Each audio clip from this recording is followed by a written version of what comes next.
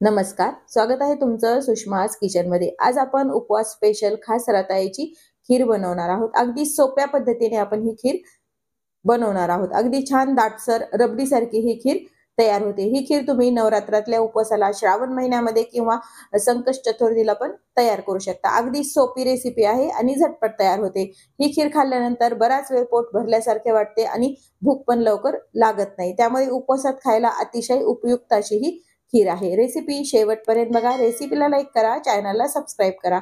आता आपण रेसिपीला सुरुवात करूया। आपण रताळ्याची खीर बनवणार आहोत। त्यासाठी मी अशी स्वच्छ धुवून घेतलेली एक मोठं रताळं घेतले, साल काढली आणि त्याचा मी असा खीस तयार करून घेतलेला आहे। खीर बनवण्यासाठी आपल्याला दूध लागणार आहे, ते मी इथं गरम करून घेतलेलं आहे। इथे मी एक कढई गरम करायला ठेवली, त्यामध्ये साजूक तूप टाकून घ्यायचंय 1 चमचा। तुपाचं प्रमाण थोडंफार रताळ्याच्या प्रमाणात तुम्ही कमी जास्त पण करू शकता। तूप आपलं छान गरम झाले, यामध्ये आपल्याला काजू, बदाम आणि पिस्त्याचे मी काप यामध्ये टाकून घेतलेले आहेत आणि चारोळी 1 चमचाभर। ड्रायफ्रुट्स तुम्ही तुमच्या आवडीनं कमी जास्त आणि पण कोणतेही तुम्ही वापरू शकता, नुसते बदाम पण तुम्ही वापरू शकता। 1-2 मिनिट हे परतून घ्यायचे। व्यवस्थित काजू, बदाम, ड्रायफ्रुट्स परतल्यानंतर एक छोट्याशा वाटी भरून आपल्याला सुक्क खोबरे यामध्ये टाकून घ्यायचे। सुक्या खोबऱ्यामुळे याची टेस्ट पण छान येते खीरीची। हे पूर्णपणे ऑप्शनल आहे आणि खीर दाटसर होण्यासाठी आपण एक पदार्थ वापरणार आहोत, त्यामुळे तुम्ही जर खीर तुम्हाला आटवली नाही जास्त प्रमाणात दूध, तरी पण ही छान अशी दाटसर आणि चवदार खीर तयार होणार आहे। थोडंसं खोबरं आपलं लालसर होऊ द्यायचंय आणि यामध्ये आपल्याला रताळ्याचा खीस टाकून घ्यायचा आहे। 2 मिनिट आपलं खोबरं आणि ते छान परतून झालंय, यामध्ये आपण हा खिसून घेतलेला रताळ्याचा खीस टाकून घ्यायचा आहे। अगदी झटपट 10 मिनिटात ही खीर तयार होते आणि चवीला पण खूप छान लागते। खीस 2 मिनिट आपल्याला ह्या तुपावरती व्यवस्थित परतून घ्यायचा आहे। गरज वाटली तर तुम्ही तूप एक्स्ट्राचं वापरू शकता परतण्यासाठी।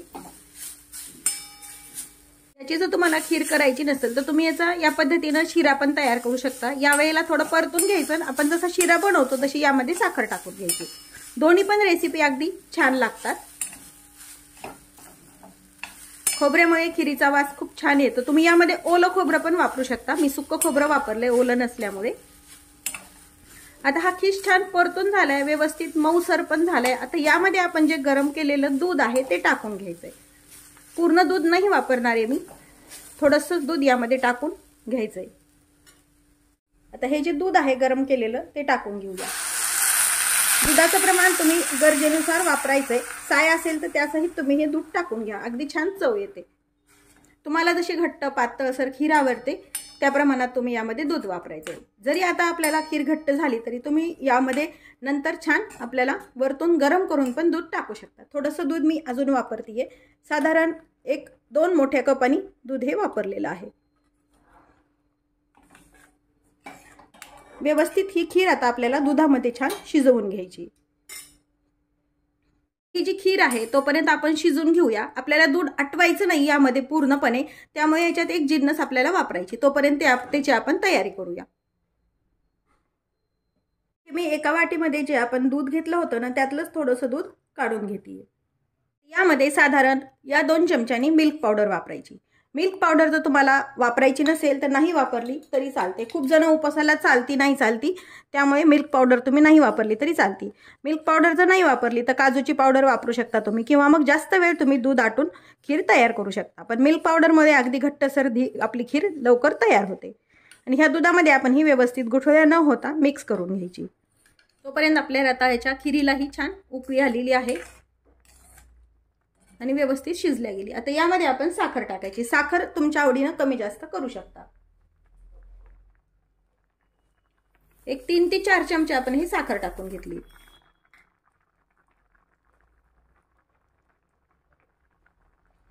यासोबतच आपण हे जे मिल्क पावडरचं दूध आहे हे यामध्ये टाकून घ्यायचंय, म्हणजे आपली खीर लवकर अशी दाटसर होणार आहे। आणि छान साखर विरघळेपर्यंत हे उकळून घ्यायचंय। मिल्क पावडरमुळे याला दाटसरपण पण येणार आणि आपली साखर पण तोपर्यंत यामध्ये विरघळणार। मिल्क पावडर वापरल्यामुळे खीरीला दाटसरपणा तर येतोच, पण अगदी खव्यासारखी पण टेस्ट छान लागते। आता हे छान व्यवस्थित उकळून झालंय। आता यामध्ये आपल्याला केशर टाकून घ्यायचं आहे। इथे मी काही केशरच्या काड्या दुधामध्ये टाकून घेतलेल्या होत्या, त्या यामध्ये टाकून घ्यायच्यात. त्यामुळे खिरीला कलर आणि चव पण छान येते. मिक्स करून घ्यायचं. यासोबतच आपल्याला यामध्ये वेलची पावडर पण टाकून घ्यायची. एक छोट्या चमच्यावरून वेलची पावडर. अगदी ही वेलची पावडर मी घरीच बनवली आहे. याचा व्हिडिओ मी ऑलरेडीच माझ्या सुषमाज किचनवरती अपलोड पण केलेला आहे. घरच्या घरी पण अगदी सोप्या पद्धतीने आपण वेलची पावडर बनवू शकतो. मार्केटपेक्षाही छान वेलची पावडर आपली तयार होते. खूप जण रताळं उकडून पण रताळ्याची खीर बनवतात, यामध्ये दुधामध्ये सोडून. पण या पद्धतीने एकदा खीर करून पहा. अगदी ही आपण शेवयाची खीर बनवतो ना, तसे हे असे याच्यामध्ये छान रताळे आपले दिसतात. आपलं व्यवस्थित रताळं हे शिजून झालंय. हे थंड झाल्यानंतर अगदी छान रबडीसारखी घट्टसर खीर तयार होते. आपण आता गॅस बंद करून घेऊया. रताळ्याची खीर आपली छान तयार आहे. गरम खा किंवा मग फ्रीजमध्ये ठेवून पण तुम्ही छान थंड करून खाऊ शकता. थंड करून घेतलेली अजूनही छान लागते आणि फ्रीजमध्ये जर तुम्ही करून ठेवली तर हे 2 ते 3 दिवस छान टिकते. वरतून थोडेसे आपण ड्रायफ्रुट्सचे काप टाकून घेऊया. या पद्धतीनं रताळ्याची खीर नक्की करून पहा. तसेच रेसिपीला लाईक करा, चॅनलला सबस्क्राईब करा आणि बेल नोटिफिकेशन पण ऑलवर प्रेस करा. तुम्ही रताळ्याची खीर कशी बनवता हे कमेंट करून नक्की सांगा. अशाच नवीन रेसिपीसोबत पुन्हा भेटूया. तोपर्यंत बाय बाय. व्हिडिओ पाहिल्याबद्दल धन्यवाद.